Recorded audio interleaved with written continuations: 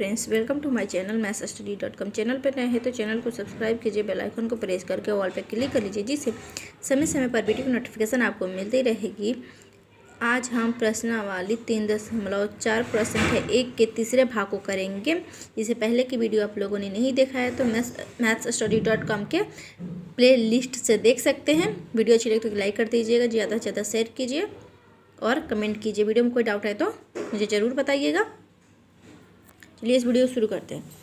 इसने क्या लिखा है, निम्न समीकरण के युग्म को विलोपन विधि तथा प्रतिस्थापन विधि से हल कीजिए और कौन सी विधि अधिक उपयुक्त है ये बताइए। ठीक है, तो पहले हम विलोपन विधि से सॉल्व करेंगे, फिर प्रतिस्थापन विधि से। तो देखिए मैंने लिख दिया विलोपन विधि। अब जो समीकरण दिया है उसे लिख दो 3x माइनस के 5y माइनस के 4 बराबर 0। ये हो गया समीकरण 1। और दूसरा है हमारा 9x, ये 2y क्या है प्लस में, तो इधर 2y माइनस में ले लेंगे और जो 7 प्लस में तो इधर अगर माइनस में हो जाएगा बराबर 0। ये हो जाएगा समीकरण 2। ठीक है, ठीक है। अब प्रतिस्थापन विधि में हमें x या y को बराबर करना होता है। ठीक है, तो देखिए यहाँ पे क्या है, बराबर नहीं है और यहाँ पे बराबर होता है उसका हम साइन चेंज कर देते हैं, लेकिन यहाँ पे बराबर नहीं है तो इसलिए हम नीचे वाली संख्या 2 से ऊपर में गुणा कर देंगे और ऊपर वाले 5 के गुणा नीचे में कर देंगे। ठीक है, तो यहाँ पे लिख देते हैं गुणा 2 और गुणा 5। तो क्या हो जाएगा हमारे पास 3 दूना 6x माइनस 5 दूना 10y माइनस के 4 दूना 8 बराबर 0। ठीक है, अब देखिए 9 5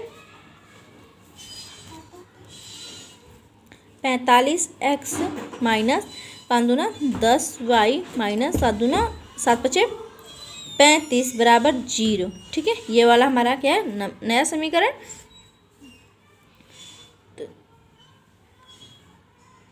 ठीक है, अब देखिए क्या है, सेम साइन है तो यहाँ पे प्लस है तो ये माइनस हो जाएगा, यहाँ पे माइनस है तो ये प्लस हो जाएगा और यहाँ पे माइनस है तो प्लस हो जाएगा।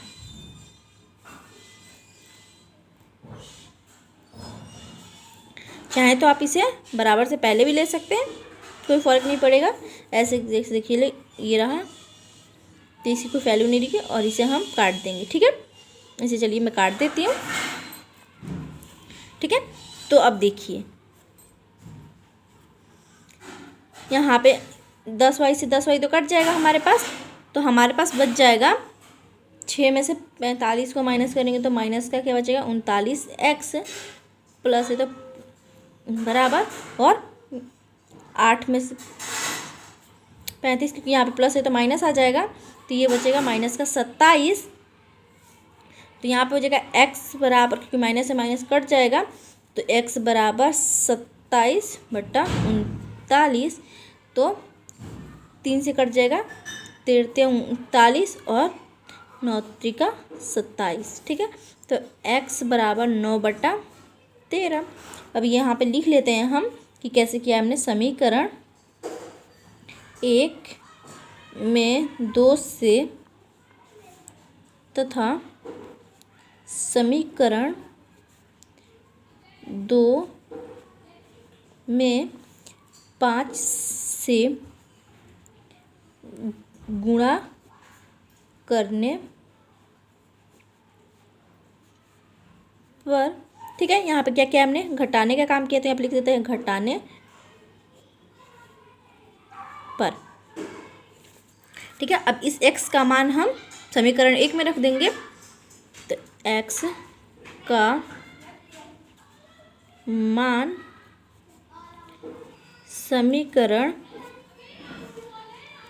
1 में रखने पर, समीकरण 1 है 3x माइनस के 5y माइनस के 4 बराबर, तो इसे हम बराबर से बाद ले लेंगे तो प्लस में हो जाएगा। ठीक है, तो ये रहा हमारे पास 3x का मान 9 बटा 13 माइनस के 5y बराबर 4। ठीक है, तो अब 9 और 3 का गुणा करेंगे तो क्या होगा, 9 त्रिका 27 माइनस के 5y बराबर 4 और यहाँ पे बट्टा 13। ठीक है, अब इसकी गुणा इसमें भी करेंगे और इसकी गुणा इसमें भी करेंगे। चलिए हम करते हैं।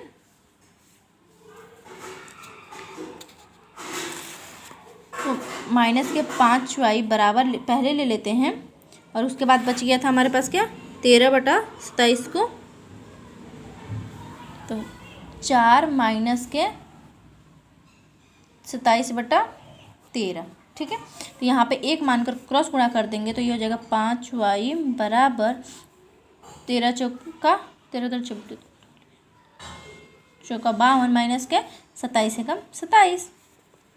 ठीक है, तो माइनस के 5y बराबर, अगर हम 52 में से 27 माइनस करेंगे तो क्या बचेगा हमारे पास, 25।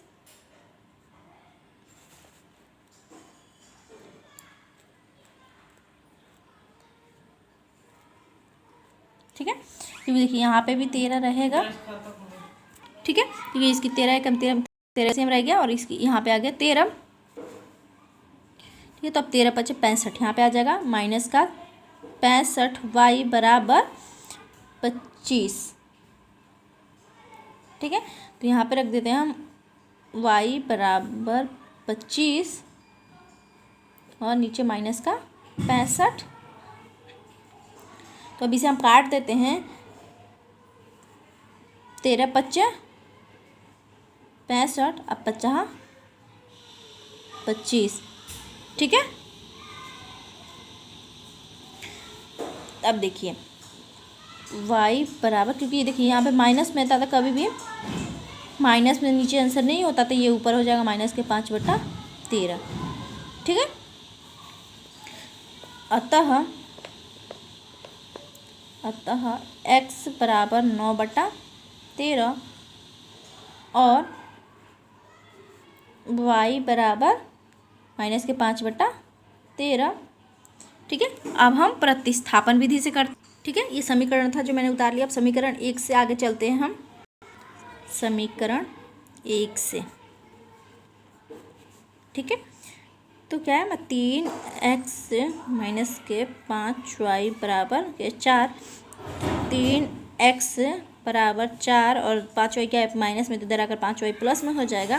तो ठीक है, तो इसीलिए x बराबर 4 प्लस के 5y और बटा में 3। ये हो गया हमारे पास समीकरण 3। ठीक है, अब हम x का मान समीकरण 2 में रखेंगे। x का मान समीकरण 2 में रखने पर। ठीक है, अब समीकरण 2 क्या है, 9x माइनस के 2y बराबर के 7। तो 9, ठीक है, 4 प्लस के 5y बटा में 3 माइनस के 2y बराबर के 7। ठीक है, तब इसकी हम गुणा कर लेंगे। ठीक है, तो देखिए ये कट जाएगा, 3 3 का 9। ठीक है, अब हम इन सब की गुणा कर लेंगे। देखिए जो बचा था मैंने उससे ये गुणा कर लिया है। अब y का मान निकल गया है। देखिए कैसे, क्योंकि जो था हमारा गुणा करके उस 3,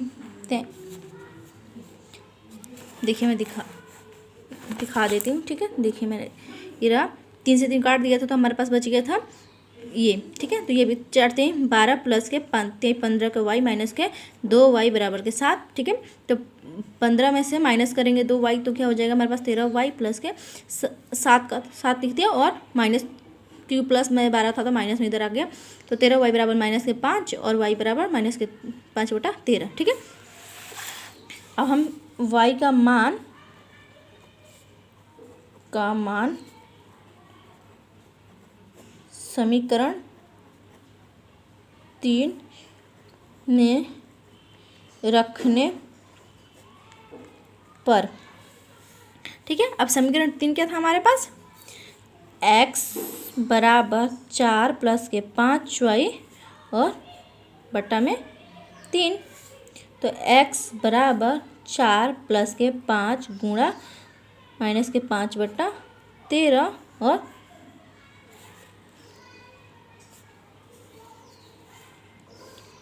3। ठीक है, देखिए x बराबर 4 प्लस के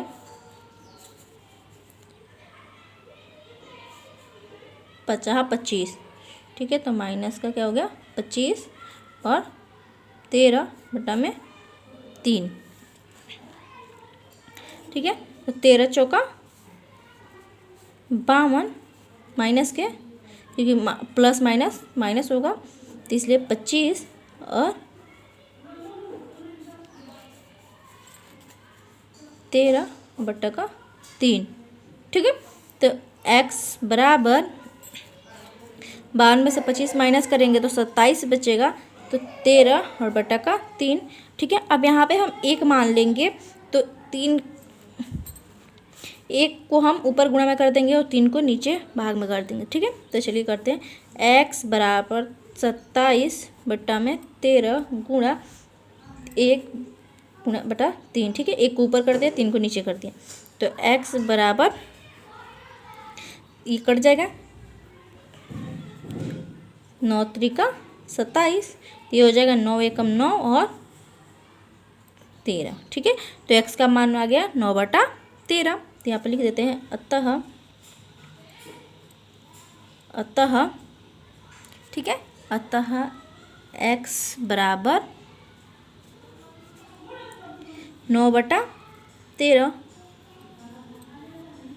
और y बराबर माइनस के 5 बटा 13, ठीक है। अब इसमें क्या रहता है, हमें कौन सी विधि सबसे ज़्यादा अधिक लगी, तो यहाँ पर लिख देती हूँ अतः प्रतिस्थापन विधि, ठीक है, आपको जो अच्छी लगे वो लिखिएगा, प्रतिस्थापन